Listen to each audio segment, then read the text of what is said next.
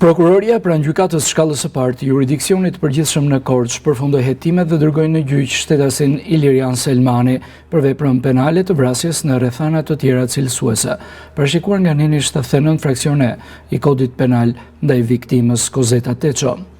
Nga hetimet mbi procedimin penal numër 1064 viti 2025 rezultoi se në lagje numër 1 në qytetin e Pogradecit kishte rënë zjarr në një banesë dhe dyshohej për një viktim e identifikuar më vonë si Kozeta Teço. Nga kyrja e vendit ngjarjes ku gjetën disa fatra zjarri, si dhe nga kyrja e parë e kufomës në trupin e së cilës u konstatuan shenja dhune. Ndërsa në tualetin e banesës të vendosura në një qese mbeturinash u gjetën një dozë thike, një teh thike, një thik tjetër me bish druri dhe një teh thike i ndotur me lëndë të kuqëremt të ngjashme me atë të gjakut.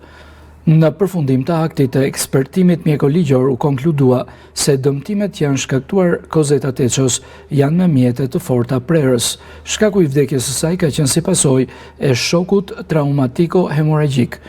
Nga tërësia e veprimeve hetimore të kryera, aktet dhe burimet e provave të përfituara, rezulton se shtetasi nën hetim, Ilirian Selmani, ka patur një marrëdhënie dashurie me viktimën. Ai shkonte rregullisht në banesën e saj rreth 2-3 herë në javë dhe marrëdhënia e tyre ka zgjatur për më shumë se 3 vjet. Nga rezultatet e qyrjes së pamjeve filmike të marra nga subjektet përreth vendit të ngjarjes, është konstatuar se shtetasi Ilirian Selmani ka shkuar në banesën e viktimës në orën 22:48 minuta sipas pamjeve filmike dhe pas kësaj ore nuk është konstatuar asnjë lëvizje tjetër deri në orën 3:58 të mëngjesit sipas orës së kamerës dhe 4:58 sipas orës reale. Moment kur shtetasi Ilirian Selmani ka hedhur qeset në koshin e mbeturinave. Në referim të akteve të ekspertimeve biologjiko-vlerësuese dhe krahasuese, ka rezultuar se Kozeta Teço është vrarë me thikat që janë gjetur në një qese në tualetin e banesës së saj,